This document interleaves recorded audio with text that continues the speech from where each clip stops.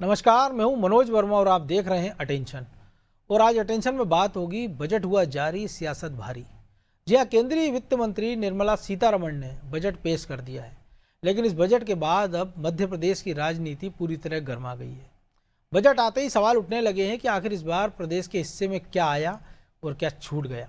विपक्ष का आरोप है कि केंद्र सरकार ने प्रदेश के साथ न्याय नहीं किया, तो बीजेपी ने विपक्ष के आरोपों को सिरे से खारिज किया है।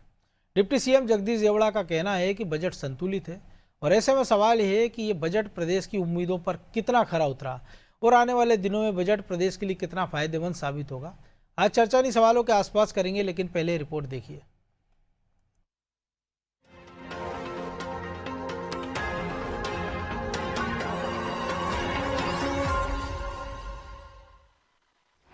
बजट को लेकर वार पलटवार, विपक्ष के आरोपों पर सियासत जोरदार।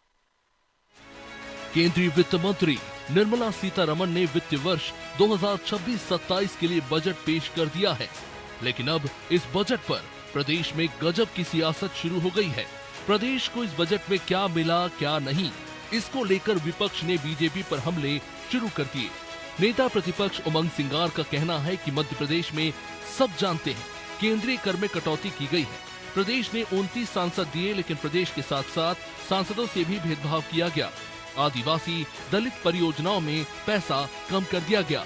जल जीवन मिशन में कटौती कर दी गई। इतना ही नहीं, सिंघार ने तो सिंहस्थ को लेकर बजट में कोई प्रावधान न होने पर भी तंज कसा और कहा कि कुंभ को लेकर, हिंदू धर्म को लेकर बड़ी बड़ी बातें करते हैं, लेकिन सिंहस्थ को लेकर राज्य सरकार ने 20,000 करोड़ रुपए मांगे थे, वो नहीं मिले।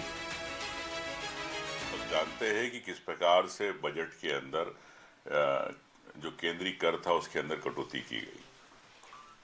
वो भारतीय जनता पार्टी हमेशा मध्य प्रदेश को मायका बताती है भाजपा का। ससुराल वाले मायके को भूल गए। 29 सीटें हमारी संसदीय, उन सांसदों का अपमान हुआ। मैं सीधे सीधे कहता हूं, मध्य प्रदेश को क्यों भेदभाव करिए। कुंभ को लेके बड़ी बड़ी बात करते हैं हिंदू धर्म की, लेकिन सिंहस्थ को लेके जो यहाँ की मध्य प्रदेश सरकार ने 20,000 करोड़ रुपए मांगे थे, आपने क्यों नहीं दिए। एक तरफ विपक्ष इस बजट को निराशाजनक बता रहा है, तो दूसरी ओर केंद्र सरकार के बजट से लेकर नेता प्रतिपक्ष उमंग सिंगार के आरोपों पर डिप्टी सीएम जगदीश देवड़ा ने कहा कि मध्य प्रदेश के साथ कोई भेदभाव नहीं हुआ। पूरे देश और हर वर्ग के लिए बजट में सरकार ने कदम उठाए हैं। कांग्रेस बिहार में साफ हो गई है, बंगाल में भी होगी, इसलिए कांग्रेस पूरी तरह बौखला गई है। बजट हमारा बहुत ही अच्छा भारत सरकार का बजट आया। निर्मला सीतारमण जी को भी हम बधाई देना चाहते हैं। यशस्वी प्रधानमंत्री जी के बहुत आभारी हैं कि उन्होंने देश का इतना अच्छा बजट प्रस्तुत किया, उसके लिए बहुत आभार। कांग्रेस, अभी आप देख रहे हैं कांग्रेस की स्थिति पूरे देश में, बिहार में साफ हो गए, धीरे धीरे सब प्रदेशों में साफ हो रहे हैं। कांग्रेस कुछ अच्छा, भारतीय जनता पार्टी की सरकारें जो कुछ अच्छा कर रही है, उनको बजाय सराहना करने के वो विचलित होकर के बात कर रहे हैं। प्रशंसा करना तो दूर है, वो विचलित हो रहे हैं और बौखलाहट कहना चाहिए इसको कि वो बौखलाहट हो रही है। बजट को लेकर बीजेपी और कांग्रेस का अपना नजरिया है, लिहाजा इस पर सियासत गर्मा रही है। कुल मिलाकर दोनों दल वोटर्स को ही रिझाने की कोशिश कर रहे हैं। हालांकि जानकारों का मानना है कि बजट में विकसित भारत की झलक दिखाई दे रही है, लेकिन ये बजट जनता को कितना पसंद आता है, ये आने वाले दिनों में ही साफ होगा। ब्यूरो रिपोर्ट, अनादि टीवी।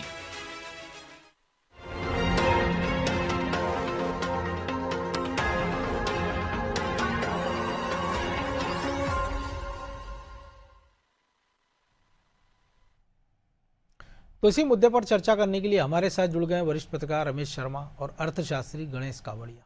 बहुत स्वागत है आप दोनों का।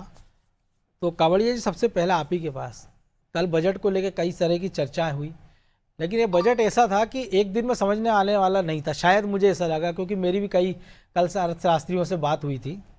अब आज 24 घंटे से ज़्यादा का वक्त बीत गया, आपने भी अच्छे से स्टडी कर लिया होगा, शर्मा जी ने भी, तो मैं पहली आपकी प्रतिक्रिया जानना चाहता हूँ इस बजट को लेकर, आपकी पहली प्रतिक्रिया।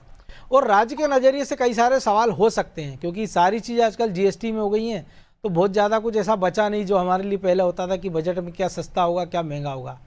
और एक जो बड़ी एक आम आदमी की जिज्ञासा रहती थी कि इनकम टैक्स स्लैब में छूट की, तो वो पिछले साल 12,75,000 हो गया है। तो बहुत ही अच्छा है, आपने बहुत अच्छे से इस बात को लिया और बहुत बहुत धन्यवाद आपने अर्थशास्त्र या इकोनॉमिक्स की इम्पोर्टेंस को रिकॉग्नाइज किया कि बजट को पहले आम लोग समझ लेते थे, अब अर्थशास्त्रों के माध्यम से समझना पड़ेगा। ये बहुत अच्छी बात है जी। एक और जो सबसे बड़ी बात है कि सामान्य रूप से हम बजट में ये देखते हैं कि क्या टैक्स लगा, क्या कंसेशन मिला, क्या इनकम टैक्स में रिबेट मिला। लेकिन जब से हमने जीएसटी लागू किया और गत वर्ष सरकार ने प्रॉमिस किया कि मैं डायरेक्ट टैक्स कोड का एक अलग ला रही हूँ, तो इसलिए बहुत ज्यादा उम्मीद नहीं थी इस बजट में कि कोई बहुत बड़ा टैक्स का बेनिफिट मिलने वाला है, क्योंकि टैक्स का पार्ट इन्होंने अलग कर दिया। एक्साइज ड्यूटी और कस्टम ड्यूटी में जरूर थोड़ी बहुत गुंजाइश है, लेकिन इस समय की जो परिस्थितियां हैं, जियोपॉलिटिकल सिचुएशन है और सरकार को टैक्स के रेवेन्यू चाहिए, डिफेंस के लिए चाहिए और विकसित भारत के लिए चाहिए, भारत को तीसरी बड़ी अर्थव्यवस्था बनाना है, ऊपर से ट्रम्प टैरिफ इसलिए बहुत ज्यादा टैक्स रेबिट की गुंजाइश नहीं थी इस समय। और पूरा देश इस बात के लिए तैयार है कि हमें कम से कम अपनी अर्थव्यवस्था को इतना सक्षम बनाना है कि बाहर की जो अनिश्चितता है या जो जियोपॉलिटिकल अनिश्चितता है वो हमारे आर्थिक विकास के ढांचे को चरमरा नहीं दे। तो इस मामले में हमारी जनता की भी बहुत ज्यादा ये उम्मीद नहीं थी कि भाई देश को अंतर्राष्ट्रीय अनिश्चितताओं के लिए अपने आप को मजबूत करना चाहिए। और इस वित्त मंत्री ने इस मामले का पूरा उपयोग किया और इस ढांचे को ऐसा बनाया कि हम वास्तव में 2047 तक विकसित भारत बन सकें, वो लक्ष्य रखा जी। और न केवल वो लक्ष्य रखा बल्कि ये भी लक्ष्य रखा कि हम आने वाले साल में तीसरी बड़ी अर्थव्यवस्था कैसे बन सकें। इतनी अनिश्चितता के बावजूद भी हमने 7% विकास की दर को मेंटेन किया, बहुत बड़ी बात है। और आप बहुत आश्चर्य करेंगे कि वित्त मंत्री ने अपने पूरे भाषण में कहीं टैरिफ वार या अमेरिका हमारे साथ ये कर रहा है कहीं जिक्र नहीं आने दिया। इसका मतलब ये है कि हमने अपनी अर्थव्यवस्था को आंतरिक रूप से इतना सक्षम बना दिया है कि बाहर के लोग छोटी मोटी घटना से अर्थव्यवस्था के विकास को प्रभावित नहीं कर सकेंगे। और दूसरी बात देखिए कि जो और यही दुख शायद ट्रम्प को सताता है कि वो बार बार ऐसे बयान देते हैं लेकिन भारत कोई रिएक्ट नहीं करता है। हाँ, भारत रिएक्ट नहीं करता है क्योंकि भारत ने अपने आप को मजबूत बना दिया है। और दूसरी बात आप देखेंगे जो बहुत इंपॉर्टेंट है कि हमेशा फ्री बीज की बात होती है। इस बार सरकार को 5 राज्यों में विधानसभा के चुनाव की बात है, लेकिन चुनाव या लोक लुभावना एक भी चीज इस बजट में नहीं रखी है। और देखिए दीर्घकालीन हमेशा क्या होता था कि बजट में फिजिकल डेफिसिट कितना है उस पर ध्यान रहता था। इस बार सरकार ने कहा कि फिजिकल डेफिसिट नहीं, मैं डेट जीडीपी रेशियो को कम करने का लक्ष्य लेके चल रही हूँ। यानी भारत सरकार पर बाहर का उधार नहीं हो, क्योंकि दुनिया भर को देखा है कि जिन जिन देशों में बाहर की उधारी बहुत अधिक थी उन अर्थव्यवस्थाओं की हालत बहुत दयनीय हुई। हम 40 करोड़ की जनसंख्या लेके बैठे हैं, तो इस प्रकार की अनिश्चितता भारत के लिए ठीक नहीं है। इसलिए वित्त मंत्री जी ने लक्ष्य दिया है कि 2031 तक हम हमारे जो डेट जीडीपी रेशियो है उसको 50% ऑफ द जीडीपी ले आएंगे। उससे क्या फायदा होगा कि एक तो हमारा जो फंड है बैंकों में जो सरकार के पास चला जाता था वो किसके पास आएगा, प्राइवेट सेक्टर के पास आएगा। तो विकास के लिए प्राइवेट, दूसरा हमको उस पर ब्याज भी कम देना पड़ेगा, जिसका जो ब्याज का पैसा है वो हम शायद बर्डन कम पड़ेगा। इसका मतलब आने वाले समय में रिसोर्सेज किसके लिए ज्यादा काम आएंगे, विकास के लिए ज्यादा काम आएंगे। बिल्कुल, जो हाईवेज है, इंफ्रास्ट्रक्चर है, सड़क पुल पुलिया, एजुकेशन, हेल्थ, सब मामलों में।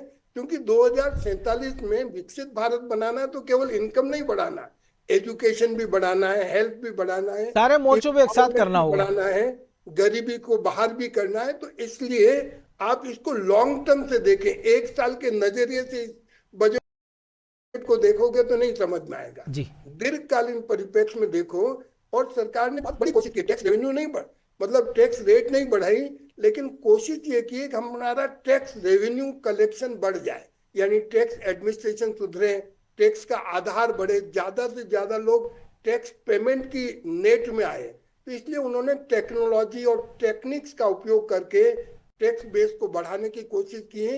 यानी दूसरे शब्दों में ये कहें कि टैक्स को कंप्लायंस की जो लागत है उस लागत को मिनिमाइज करने की कोशिश की, और ब्लैक मनी को बाहर लाने के लिए भी उन्होंने इंसेंटिव दिया।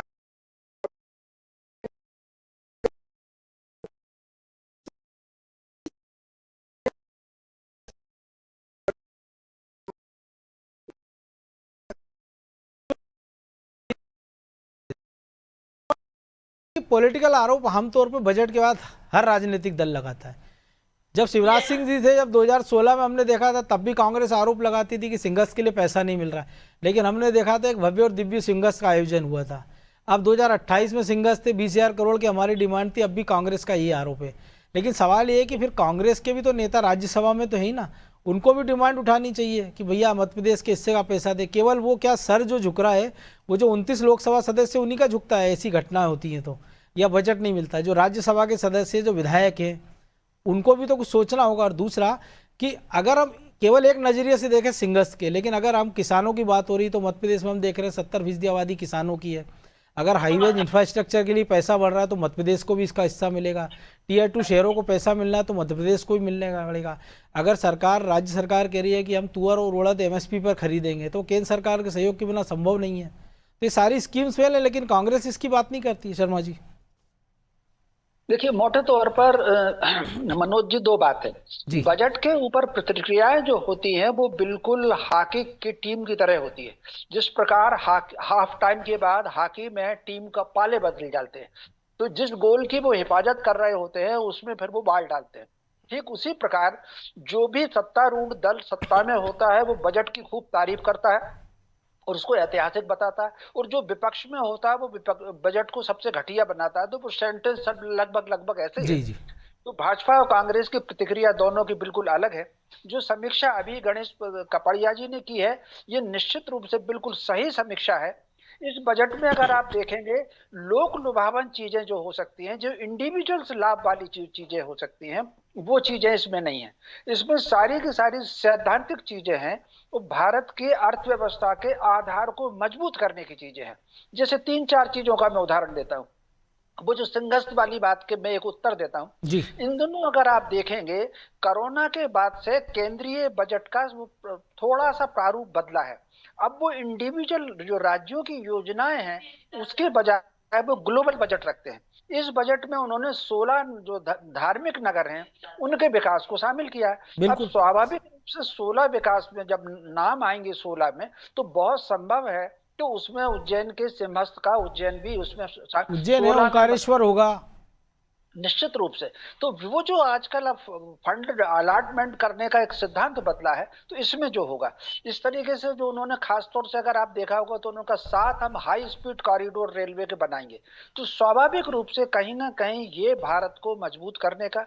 तीसरा एक उन्होंने एक अच्छा निर्णय लिया है कि जो छोटे उद्योगपति हैं उनसे भी डायरेक्ट खरीदी होगी, और इसके अलावा छोटे उद्योगों को वो बढ़ावा देंगे। तो कहीं ना कहीं छोटे उद्योगों को बढ़ावा देने से जो स्थानीय अर्थव्यवस्था है वो सुधरेगी। तो कुल मिलाकर के वो जो सारा का सारा उनका जो सिस्टम है वो आधारभूत है और एक दूरगामी परिणाम को ध्यान में रख करके है। इसीलिए उन्होंने इंडिविजुअल चीजों को इसमें कम शामिल किया हुआ है।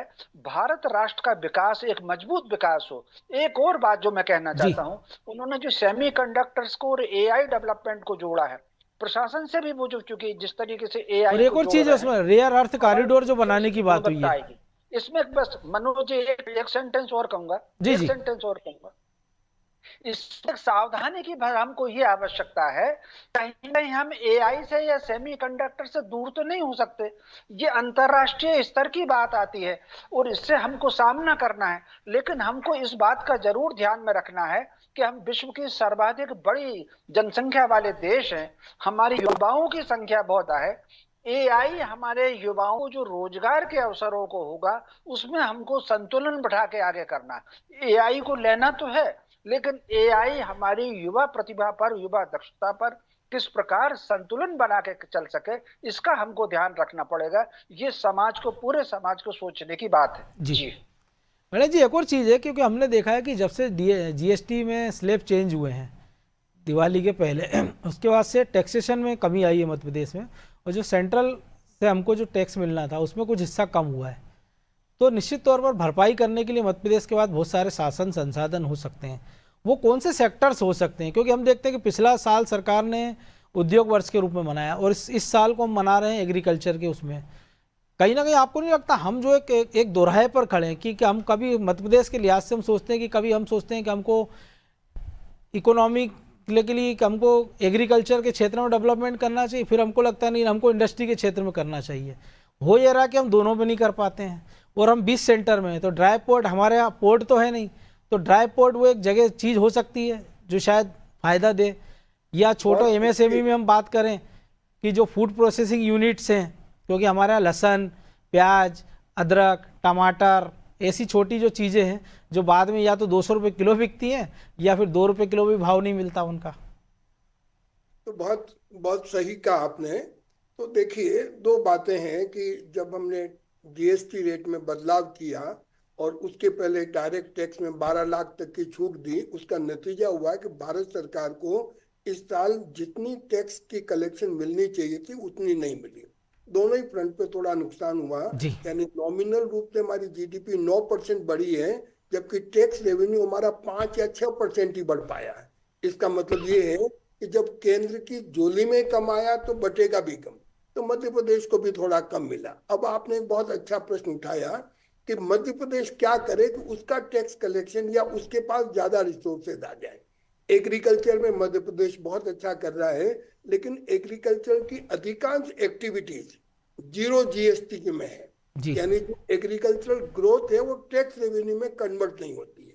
आपने ठीक कहा कि अगर हम एग्रीकल्चर के प्रोडक्ट को प्रोसेसिंग में कन्वर्ट करें, वैल्यू एडिशन करें, वैल्यू चेन बना दें, और हर डिस्ट्रिक्ट में एक प्रोडक्ट को आइडेंटिफाई करके प्रोसेसिंग सेंटर्स क्रिएट करें, औद्योगिक केंद्र क्रिएट करें, तो न केवल हमारे यहाँ वैल्यू एडिशन होगा बल्कि एक एम्प्लॉयमेंट की चेन भी जनरेट होगी और अपने आप सरकार का टैक्स कलेक्शन बढ़ेगा। और ये मध्य प्रदेश की बहुत क्षमता है। यानी एडवर्स कंडीशन में भी आप देखिए कि मध्य प्रदेश का कृषि विकास पूरे भारत में अन्य राज्यों की तुलना में ज्यादा रहा है। और न केवल इतना, बल्कि मध्य प्रदेश के कृषि विकास ने हमको खाद्यान्न में आत्मनिर्भर बना दिया। बिल्कुल। दुनिया में जाएं, सरबती गेहूं ब्रांड बन गया मध्य प्रदेश, सीहोर का गेहूं ब्रांड बन गया है, तिलहन, दालें, सब में आप देखो इतना डाइवर्सिफिकेशन। मिलेट्स में खास तौर से जी, तिलहन में। और आप नीमच और मंदसौर चले जाइए, वहां मंडी में देखिए कितनी वैरायटी की चीज आती है, लेकिन प्रोसेसिंग कहाँ होती है? गुजरात में जाके। बिल्कुल। इसबगोल कहाँ पैदा होता है? मध्य प्रदेश में। बिकता किसके नाम से? गुजरात के नाम से। तो अब धीरे धीरे अगर सरकार कृषि से रिलेटेड जो उद्योग हैं उनको बढ़ावा दे, उन पर ज्यादा फोकस करे, तो शायद हम आर्थिक विकास में तेज बढ़ पाएंगे। तो इस बजट की एक और जो सबसे बड़ी बात है कि सरकार ने ये देखा कि आर्थिक विकास के लिए रिफॉर्म चाहिए, परफॉर्म चाहिए और ट्रांसफॉर्मेशन चाहिए। तो इस बजट में ओवरऑल ट्रांसफॉर्मेशन की बात कही है। इकोनॉमी में, एजुकेशन में भी देखिए कि कुछ सिटीज को यूनिवर्सिटी सिटीज के रूप में आइडेंटिफाई करेंगे। हेल्थ में देखिए अल्टरनेटिव मेडिसिन यानी आयुर्वेद के 3 ऑल इंडिया इंस्टीट्यूट बनाने की बात कही है। एम्स जी। और देखिए 2 टियर और 3 टियर सिटीज को विकास का इंजन बनाने की कोशिश की। केवल मतलब बड़े शहरों पे विकास को फोकस नहीं किया है, बल्कि छोटी छोटी जगह जाके ने अर्बनाइजेशन को ग्रोथ का सेंटर बनाया है। हमने लास्ट ईयर कोशिश की थी कंजम्पशन ओरिएंटेड ग्रोथ बने, लेकिन कंजम्पशन में वो पुश नहीं मिल पाया। अब भारत का जो कंज्यूमर है वो हमेशा ये सोचता है कि जो कुछ मिला है उसको बचा लो, पता नहीं आने वाला समय कोविड से भी और ज्यादा आ जाए, तो कंजम्पशन लेड ग्रोथ नहीं हो पा रही। इसलिए सरकार ने इस बार क्या किया? अर्बनाइजेशन लेड ग्रोथ, यानी अर्बनाइजेशन को छोटे छोटे टाउन तक ले जाएं, वहां से ग्रोथ लाएं, वहां इंडस्ट्री का जाल फैलाएं।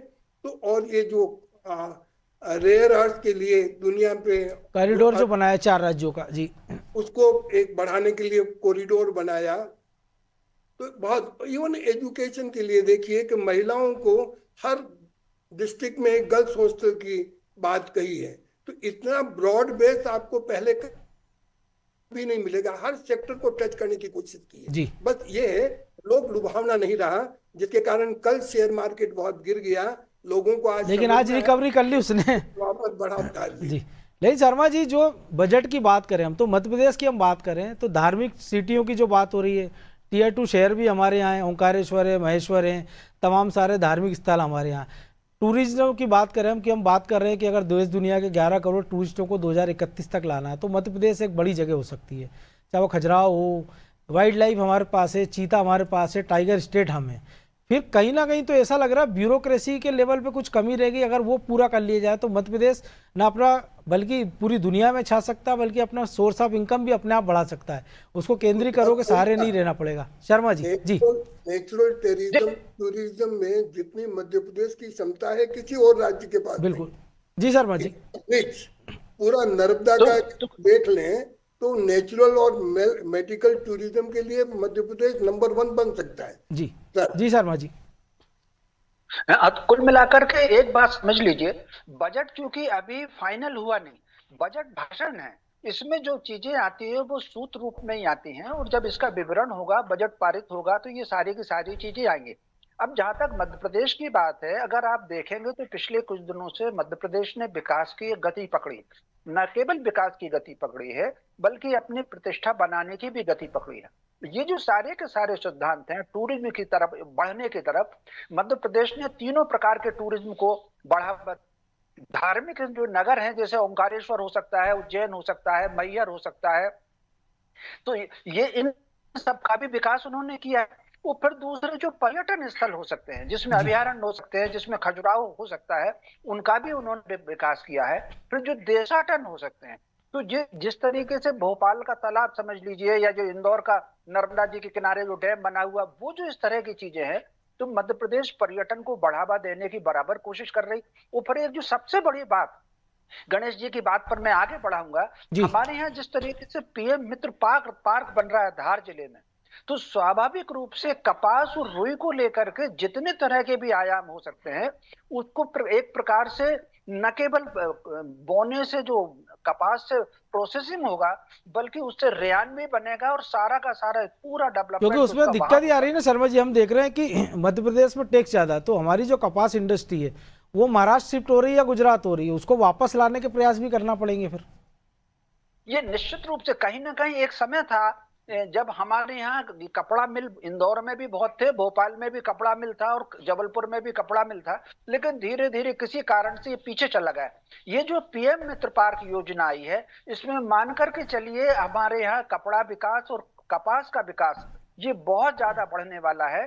तो कहीं ना कहीं एक आधारभूत जो परिवर्तन होता है नीतियों में विचार का, वो परिवर्तन आ रहा है, और बहुत सारी चीजों में कहीं ना कहीं माइंड सेट करने में भी जो टाइम लगता है, तो मैं समझता हूं इसमें समय लगेगा, लेकिन अब वो कुछ दिन दूर नहीं।